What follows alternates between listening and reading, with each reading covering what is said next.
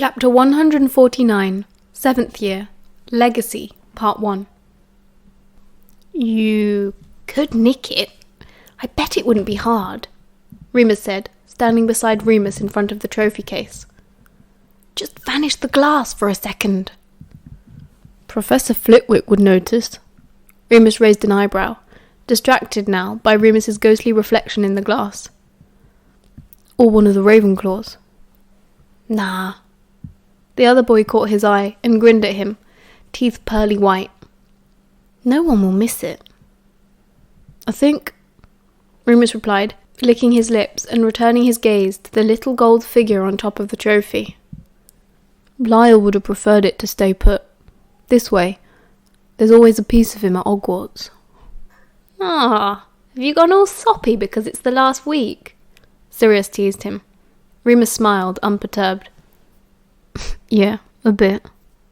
Sirius chuckled and leaned towards him confidently. Me too. Remus pulled a face at him. Come on then, I'm hungry.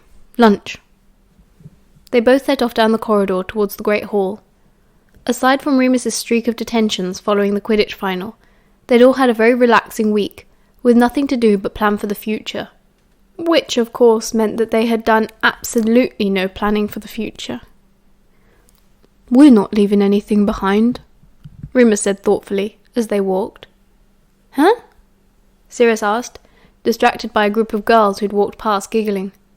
Remus flicked his ear. Ow! Sirius ducked. They were looking at you. Remus, fuck me, we won Lupin. What were you saying? We won't be leaving anything behind. Like Lyle's trophy. Well, James and I are on the Quidditch Cup. And Prongs is head boy. Doesn't that get recorded somewhere? Oh, and Peter won that chess tournament. Oh yeah. Must just be me then. Remus sighed, forlorn. Well, there's the Whomping Willow. Sirius tried. Remus just scowled at him. Well, he supposed. That's what you get for trying not to be noticed. He remained contemplative throughout lunch, which was fish and chips, with a choice of mushy or whole peas. Remus experimented with a combination of both. All right there, Moony? James asked between mouthfuls. You're very quiet. He's worried about his legacy, Sirius announced. He wants a trophy. Shut up, no I don't. Remus blushed. If you ask me, that match commentary deserves a medal. Special services to the school. Mary laughed. You can't go anywhere in the castle without hearing someone shout, Bugger in Christ, that was close. It's brilliant. Remus grinned, feeling a bit better. He'd been quietly enjoying his 15 minutes of fame and had received enough gifts of cigarettes and chocolate to see him through the summer, which was just as well, he supposed, because in a few short months he'd have to start supporting himself. Don't worry, Remu. If you know what goes off without a hitch on Friday, James whispered, leaning in, then no one will forget us in a hurry. I thought the point was that no one knew who did it. Remus quirked an eyebrow. Oh, come on, Lily scoffed, and she had a point. Still, Remus couldn't help but be a bit troubled. He didn't want his only monument to be the Whomping Willow, or that godforsaken shack. How do ghosts happen? He asked thoughtfully, watching nearly headless Nick drift by, chatting with the fat friar. Marlene, Moony, cheer the fuck up, Sirius groaned, mouthful of chips. You'd have to be dead to become a ghost. And I suppose you'd have to die here, too, on the school grounds. Remus shrugged. Dying at Hogwarts didn't seem very likely, unless something dire was going to happen in the next few days. Well, a portrait then, he said. No, actually no. I don't want to be able to talk to myself. That's creepy. They're really expensive too, James said. Our family never bothered. Typical Potters, Sirius said haughtily. His plate now clean, he set the knife and fork neatly at its centre, and it soon vanished. Of course, the blacks are all preserved for prosperity in the family gallery. Even you? Remus glanced at him. Not me. Sirius shook his head with a small smile. I wasn't there when I came of age. I expect Reggie's been done now, though. More fool him. Remus! Marlene came running up to the dining table. She looked flushed and excited. Yeah? Remus sat up, looking up at her expectantly. Can I see you for a minute? I've got something for you. She was hopping from foot to foot, clearly very eager to tell him something. Okay. Remus glanced around nervously. He didn't like surprises, but he trusted Marlene for now, and she seemed so happy. Come with me! She grabbed his hand and pulled him up. Should I? Sirius started, but Marlene shook her head. It's private! Come on, Remus! She practically dragged him from the hall, apparently not caring that he would miss pudding now. Slow down, will you? He panted, feeling his hip click as they began to traverse the first flight of stairs. I'm sorry, I'm just so excited to show you. Show me what? It's private. He sighed and just focused on trying to keep up with her. Sometimes Remus felt like he spent his whole life being dragged around this castle by people who were more athletic than him. When they reached the Gryffindor common room, Remus looked up at her expectantly. She suddenly turned shy, chewing her thumbnail. What? He said. Not private enough? He gestured about the empty room. Everyone else was at dinner, probably enjoying their pudding. He hadn't had apple crumble in ages. It would just be Remus's luck if they were serving it today and he missed out. I think we'd better go up to your dorm, Marlene said, setting off again. Just in case. Jesus Christ, Mars. What's this all about? Remus followed her up the stairs. Oh, you know, I've suddenly decided I fancy blokes, so I've lured you up here to seduce you. She casually threw over her shoulder. You spend too much time with Mary. He returned dryly. Once they were in the bedroom, she closed the door, and Remus went to sit on his bed, his legs sore. She looked around furtively. Why are there only 3 beds in here? Acceptance testing for the prank. It went a bit wrong. Marlene shook her head like an overindulgent mother. She reached into the pocket of her robes and pulled out a small, shallow jar and held it out to Remus. Trousers off, she said. Excuse me? It's for your hip.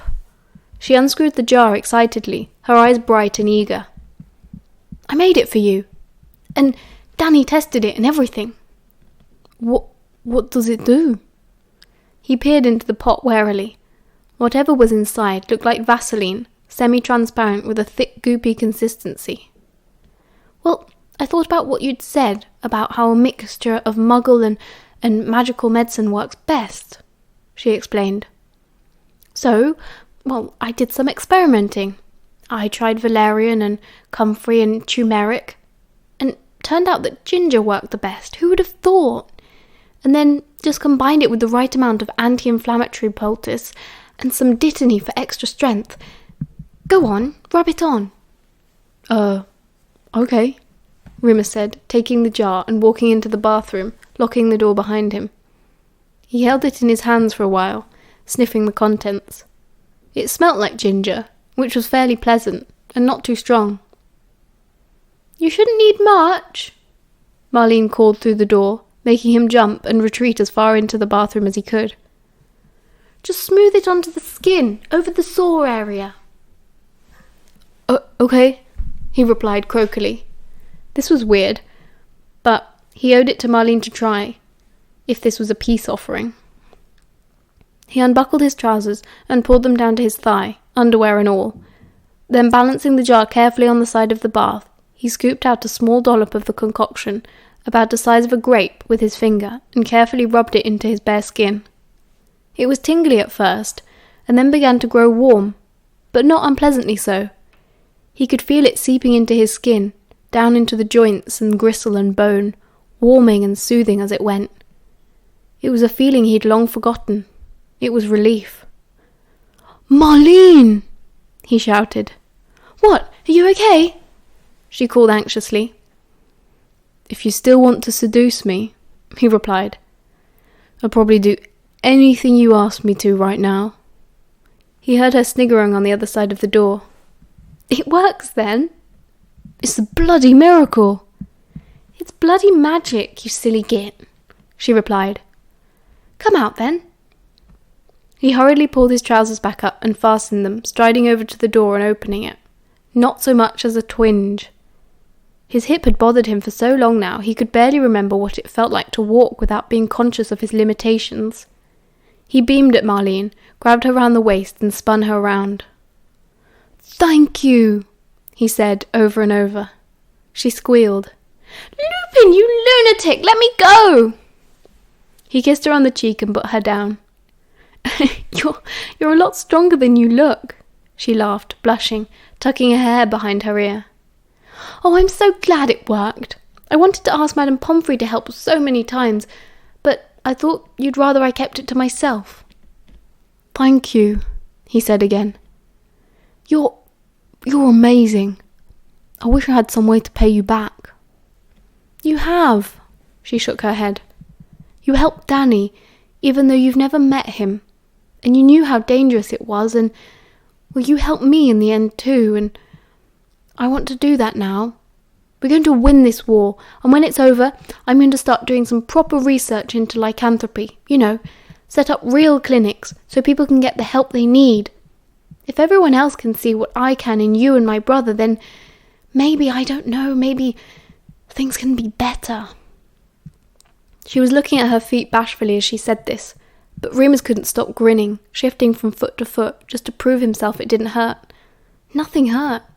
God, he had to tell Sirius. "You're going to be an incredible healer, Mars." He hugged her again. Can I keep this?" He went back to the bathroom for the jar, holding it up. "Of course you can." She nodded vigorously. "Well, I don't know how long the effects last, so if you wouldn't mind making a note of it each time you reapply, it'd be really useful to know." Yeah, anything," he replied, carefully screwing the cap back on. "I'd better go and find Yaz. She's got no idea where I've been all day, and I told her it was to do with the prank, but I don't think she believes me." "They're down in the common room, the lot of them. They just got back from dinner," Remus replied offhandedly, still staring at the jar in awe. "How on earth could you know that?" He glanced up awkwardly. "Good sense of smell. Like, really good." Her eyes widened and she shook her head solemnly. "I've got so much to learn." "Come on," he laughed, patting her shoulder. "One thing at a time." Sirius was a true gentleman when Remus told him the good news about Marlene's poultice, and did not say, "I told you so," not even once. He was too happy listening to Remus babble on about how much better he felt. "I don't know what I ever did," Remus sighed, after they'd gone to bed later that night. What do you mean?" Sirius yawned.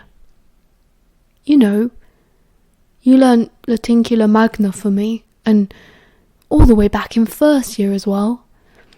And Lily made me that reading aid, and you, Peter, and Prongs all became Animagni, just so you could spend time with me. What's your point?" "Well, I don't know what I did," Remus replied, shrugging. "To earn any of it." "Moony." Sirius gave him a funny look. "You're doing that thing again." "Hmm?" "We're your friends. Friends help each other. And as if you haven't done anything for Marlene and Lily and Wormtail and James and me. Merlin, me more than anyone."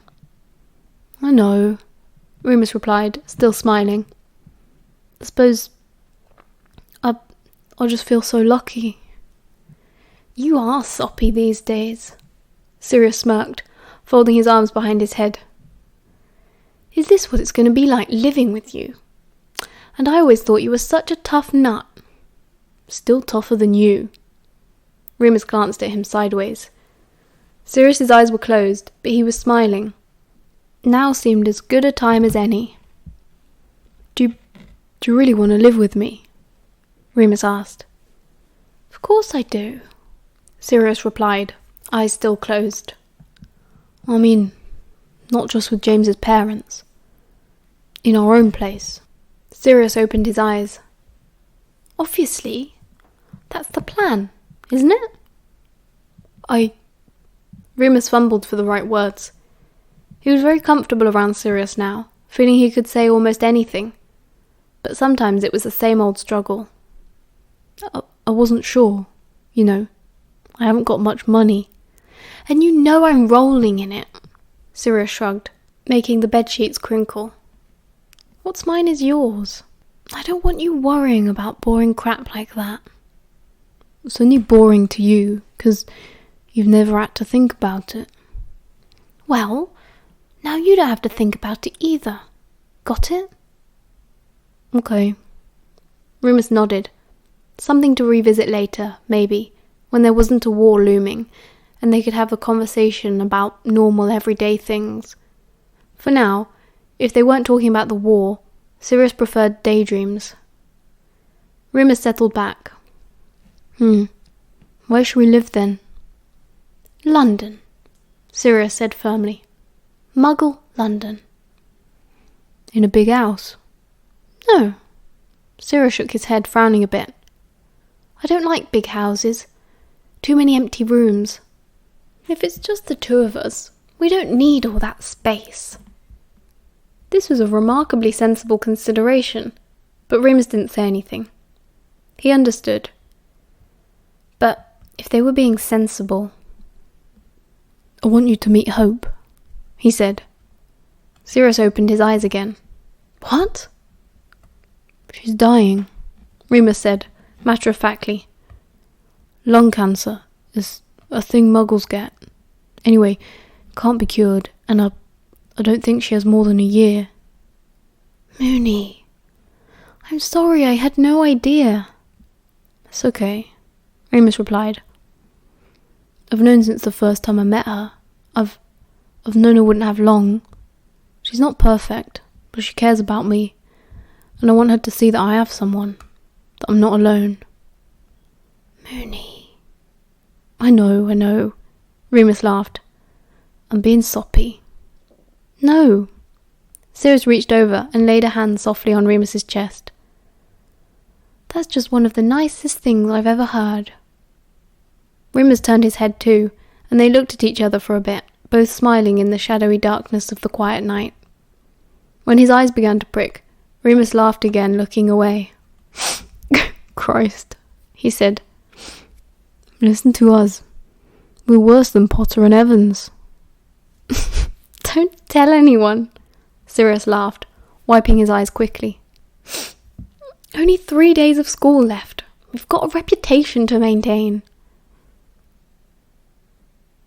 Chapter 150, 7th Year, Legacy, Part 2. We got lucky with the weather, Remus commented, gazing up at the clear blue sky. Would have been a nightmare, getting them all outside if it was raining. He was not going to miss Scottish summers.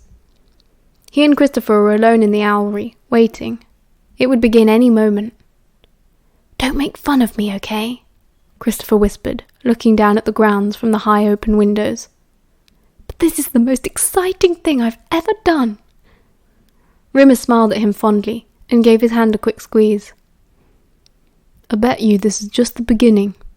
You're going to do so many exciting things. I know it. I don't know. It's going to be quiet with you lot gone, Chris replied, peering down at the lawn below them. I bet they make Regulus head boy. Oh! That's the signal! A fountain of golden sparks shot up from behind the greenhouses, and Remus could hear Christopher's heart begin to beat faster with the excitement. Let's do it then. Remus elbowed him. They both turned to look at the owls, hundreds of them, perched in rows lining the tower walls, all the way up into the rafters. Beside them was a pile of letters, all blank except for the address, and they all had the same address. Chris looked like he was ready to burst with the thrill of it all, and Remus stepped back, giving him the floor. You know the spell, You do it. Really? Yeah. Remus grinned. Plenty of mischief to go around after this. Okay. He rolled up his sleeves, licking his lips. He uttered the incantation and swept his wand broadly around the tower.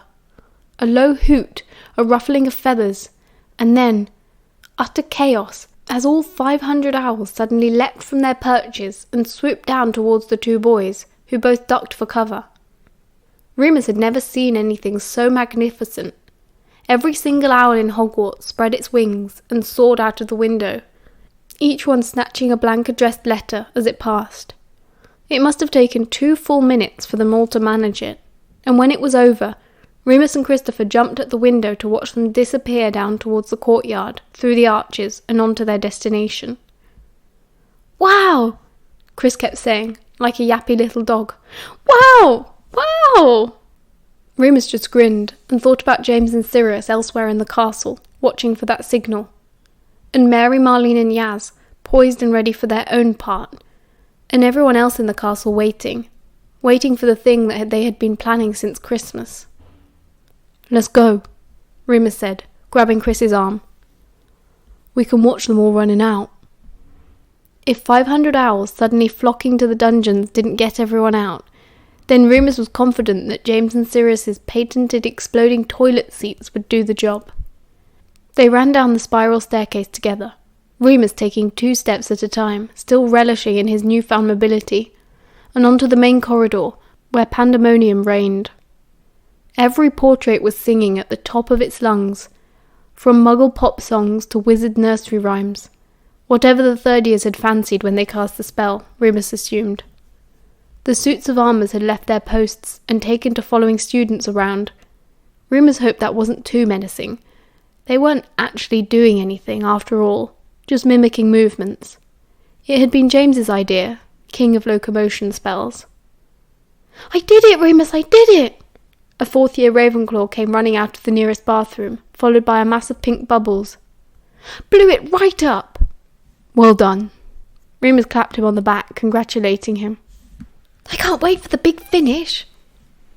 Better hurry, Remus advised. Won't be long. The 4th-year nodded and set off towards the grounds, pink foam floating out into the hall. You've taught so many people things we could never have learnt, Christopher marvelled as they walked. The big clock outside the great hall was whirling madly, hands spinning. So was every other clock. If the 6-year spell had worked correctly. Oh yeah, Remus snorted. Blown up toilets and levitating desks. Very useful. Don't forget all the defensive stuff. Christopher frowned. I'd have been confounded again if not for you. They followed the steady stream of students exiting the building. Remus just hoped that they'd caused enough mayhem in enough areas of the castle to get everyone outside onto the lawn. It wouldn't be any fun if half of the school missed the main event. How is Lockhart? He asked casually. Fine, I think. He's leaving me alone anyway. Good. Suppose you can handle him if he doesn't. Yeah. They'd reached the courtyard now, and were within sight of the grounds. Christopher squinted in the bright summer sunshine, and looked up at Remus, stopping a moment. I'll really miss you, though. You're only here 1 more year, Remus replied. You'll be too busy with Newts to think about anything else. Trust me. No, I'm still going to miss you, Chris said firmly. I'll keep the study group going, but it won't be the same. Everyone likes you so much. You're patient with them. Remus didn't know how to respond to that, so he didn't. There was a funny lump in his throat all the same. Come on. He pulled Christopher's arm, moving towards the grounds. Don't want to miss it. More than half the school had gathered on Hogwarts' expansive lawn, all chattering a mile a minute about the various interruptions and intrusions to their mornings. Did you see all the owls? The Great Hall is flooded! Flooded! The Ravenclaw door knocker is speaking gobbledygook apparently. It won't let anyone in. The statue of the knight on the 5th floor threw water balloons at me. The marauders, do you reckon? Definitely, No, I saw Emmeline Vance casting a spell on the portraits. Oh, and a group of 6-years planting dung bombs. It can't be the marauders. Well, it can't be everyone. The chaos was interrupted as the last of the Slytherins, Regulus, Barty Crouch, Mulciber and Snape, much to Remus's satisfaction, emerged from the castle. They were all plastered in green slime. Lily's surprise bogey bombs had worked a treat. Remus made a mental note to congratulate her later. She'd be a marauder yet. You! Snape came charging over, globs of pea-green ooze dripping from his hair, from the tip of his nose. He pointed a long finger at Remus, face contorted with rage. You did this! You and your filthy little friends! Whatever's the matter, Snivelus? Remus asked coolly, holding his ground. You don't look any different to me. You! Snape spluttered, laughter erupting around him as younger students gathered to see. Scurify. Regulus cast a cleaning charm on himself, restoring his clothes and hair to their usual impeccable neatness. He gave Snape a bored look. Have some decorum, Severus. Don't rise to their pathetic bait. Hey, Prongs, look! They've got Snivelus! Sirius appeared through the crowd, grinning, followed by James and Peter. Excellent! It's a good look, if you want my opinion, James smirked, patting Remus on the shoulder by way of greeting. At the sight of Sirius, Regulus rolled his eyes and walked away, joining a group of Slytherins near the edge of the lake, huddled together, muttering between themselves like a murder of crows. When Dumbledore finds out you're all behind this, he'll... Snape raged. What? Sirius cocked an eyebrow, leaning on James's shoulder casually, as though they were just chatting. Expel us? On the last day of school? You'll pay, Snape snarled. He turned and began to stalk back to the school, his robe still dripping. Slow down, Snively, Peter called out, hardly able to contain his excitement. You don't want to miss the grand finale. Wormtail, Sirius hissed, kicking his shin. Shh! Come on, it's nearly time, Remus said, trying to draw them all away from Snape. He was obviously about to lose it, and Remus didn't trust the others not to push him over the edge.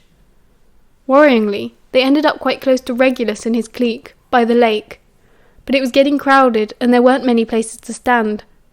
Remus had never been one for a public display of affection, but he really wished he could hold Sirius's hand right then, if only to stop him doing anything stupid. No such luck. Reggie boy? Sirius nodded at his brother pleasantly, eyes glittering with mischief. Sirius, Regulus replied, facing forward, head held high. He was like an alabaster statue, a cold marble version of his hot-blooded sibling. I had hoped you'd learn to put these childish games behind you, Regulus drawled, sounding bored as ever. Silly pranks and schemes won't be any use to you once the war is won. The Dark Lord demands order. Oh, sod your silly little Dark Lord, Sirius tutted, folding his arms. Remus realised that the two brothers were mirroring each other's body language. All around the lake, students were gathering. They were seconds away. Remus took the opportunity to glance about at most familiar faces. There was Christopher, talking animatedly to a few of his 6-year friends, no doubt retelling what he had done in the Owlry. Marlene, Mary and Yaz, who were giggling between themselves, and a bit further along was Emmeline Vance, still a perfect ice maiden, flirting with poor Roman Rotherhide. A gaggle of younger students from the study group were practicing the incantation they were about to perform, and beside Remus, Lily and James were holding hands, wands at the ready. With a great clang, the Hogwarts clock struck midday, and James gave off a loud whistle, commanding everyone's attention.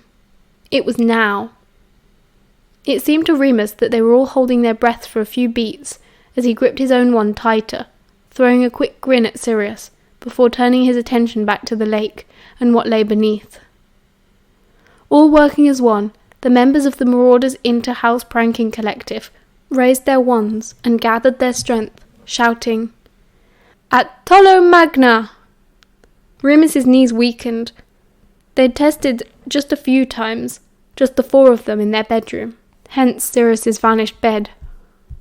But never with so many others, never so much magic at once. He felt as though he'd stuck his wand arm into a beehive. The magic began to thrum and vibrate through him, filling his mouth and nostrils like battery acid and pooling deep inside. Power. He was giddy with it, practically drunk. He shook his head doggishly, trying to maintain his focus and hold on. He had no idea what would happen if he let go. Meanwhile, something was happening in the lake. The surface began to ripple and shimmer. An odd groaning, creeping sound came from a mile below. And then... pop!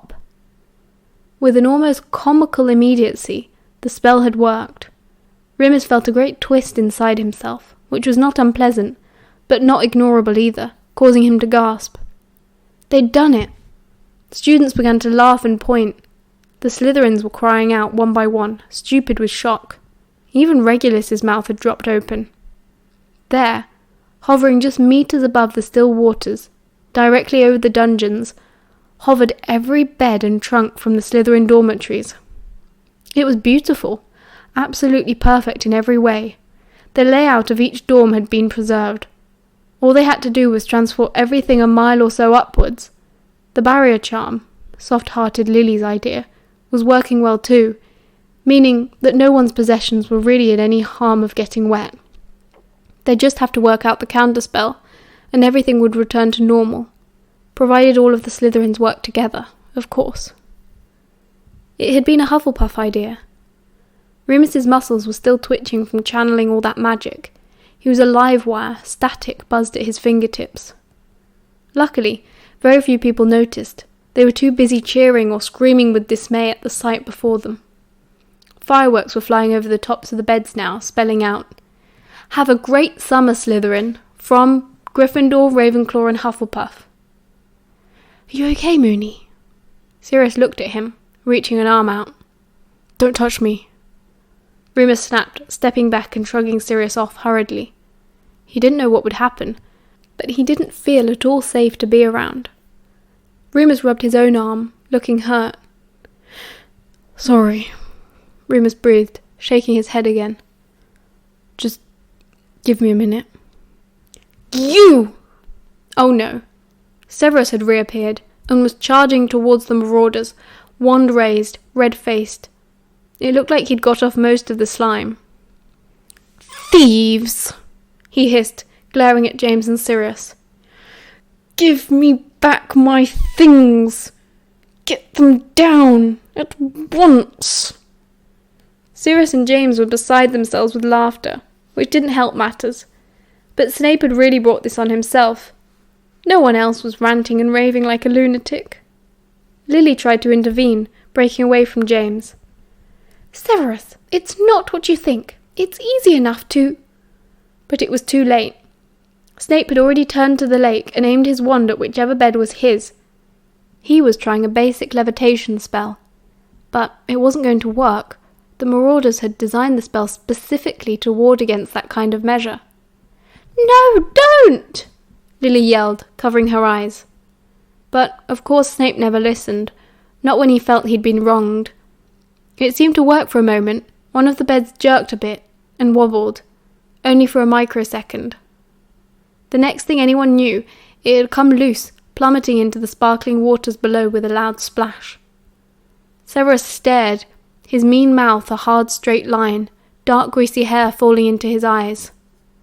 He turned, wand raised, and Remus caught a scent he'd only recognised twice before, like charred flesh. Dark magic. A curse. Another twist in his gut, this time far less pleasant, and Remus felt a charge inside him. "Sectum Sempra!" Snape cried. Remus didn't even need his wand. He had more than enough power, and without thinking, stepped in front of James, raising a hand as Severus flung the curse. The world seemed to take on a strange red hue, and wind roared in Remus's ears. so they only very faintly heard Lily's screams, and James and Sirius shout, "Moony!" The curse hit Remus, but he felt nothing. It seemed simply to dissipate as soon as it touched his skin, leaving him with nothing worse than the mild feeling of sunburn. Still, he was weaker now than he had been 2 minutes ago, as if the force of the barrier he'd created had sapped all of his other magic. He blinked, and everything came back to normal. Snape was still standing in front of him, looking terrified and furious in equal measure. Sirius's hand was on Remus's arm, and James was now charging towards Snape. Remus sank slowly to the grass below, exhausted. He sat cross-legged on the ground, dazed. Sirius crouched beside him. "Moony." "I'm okay." "What the fuck was that?" Sirius whispered, urgently. He sounded scared. I don't know," Remus whispered back, bowing his head. "It was just a counter-jinx," Lily suddenly shouted, and Remus realised that she was addressing the students that had gathered around, curious. Always quick on her feet, that girl. "Snape tried to curse Potter. You all saw it. Lupin caught it just in time." "Can you get up?" Sirius was asking, tugging at his elbow. "We'll go to Madame Pomfrey." "No." Remus shook his head fiercely, getting up. "I'm okay, honestly. Just surprised myself. Wordless magic or something. Haven't got the hang of it yet." "Okay." Sirius was looking at him warily. Lily was on crowd control, and James seemed to have chased Snape away, or else he'd gone to Slughorn to formally complain about the prank. Equilibrium restored itself. Remus gave Sirius his best smile, and gave his arm a gentle squeeze to show that it was all okay now. Sirius relaxed a bit, nodding. The older Slytherins, a bit further along the lake edge, were now conferring amongst themselves. It seemed that Snape's misfortune had benefited his housemates. At least now they knew that that wouldn't work. "Sort of nice, isn't it?" Mary sauntered over, smiling broadly and completely oblivious to what had just happened. "See, they're all employing a bit of teamwork. We might have house unity yet." "Don't count on it," Marlene smirked just behind her. The Slytherins had begun to argue loudly. They all stayed to watch the drama unfold a while longer. One particularly hilarious attempt to restore order resulted in every second bed lifting a few feet higher. Another spell caused them all to face west, for no discernible reason. After an hour had passed, a group of Ravenclaws took an interest and began workshopping more ideas with the desperate Slytherins. At that point, Remus was feeling normal again, which meant only one thing. "I'm hungry," he announced. "Feast'll be in half an hour," Lily said, distracted by the squid, who was playing with one of the Slytherins' bedside tables, trying to bat at it with its longest tentacle.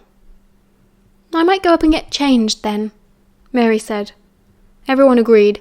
Leave it to the Slytherins. As they walked back to the castle, grinning and laughing together, Remus was aware of Sirius's eyes still on him, but still couldn't offer any explanation.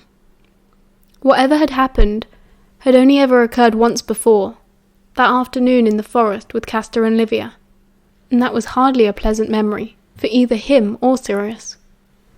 "Oi, Black," Marlene said, appearing beside them. "Ever get your bed back?" Sirius frowned. "Oh, no, I never did. Long gone now, I suppose, seeking its fortune on the open road. Godspeed, old bed," he sighed wistfully. Remus sniggered. "Aren't you worried the school will charge you for it?" Marlene said. He shrugged. Marlene tutted. "Spoilt brat." "Did you even try to get it back?" Lily asked. "Well, we don't know where it went," James replied, chuckling at the memory. "Not even a basic summoning charm?" "No, we never—" "Accio bed!" Sirius yelled at the top of his lungs, waving his wand. A faint and distant rumble. "Oh, shit!" Sirius murmured. The lake behind them began to bubble, and they all turned in time to see Sirius's four-post bed rising from the water like a great mahogany submarine. Draped in seaweed and heavy waterlogged velvet hangings, It rose into the air and flew towards them so they had to scatter and dive to the ground, covering their heads. It crashed to the spot Sirius had summoned it to with a heavy squelch and thud, and promptly splintered into several pieces. Silence for a few seconds, as Lily, Marlene, Mary, Yaz, James, Peter, Remus and Sirius raised their heads once more, climbing to their feet in amazement. Then laughter from every quarter, especially the Slytherins still gathered by the lake's edge. Sirius just stood there, scratching his head. He said. "Oh, bottom of the lake all along then." It was still dripping. The sheets were green with algae and salt and grit piled up onto the mattress. "Oi, you wanker!" James said, approaching the rescued bed and snatching up a rectangular pile of greyish mulch. "Is this my Quidditch magazine?" Maybe?" Sirius grinned, then catching the murderous glint in James's eye, began to run at full pelt back to the castle, James chasing after him. "I suppose now's a good time as any," Peter whispered to Remus. "But, Filch caught me with the map earlier. He confiscated it." "What?" Remus rounded on him, angry. That map was his magic, his idea.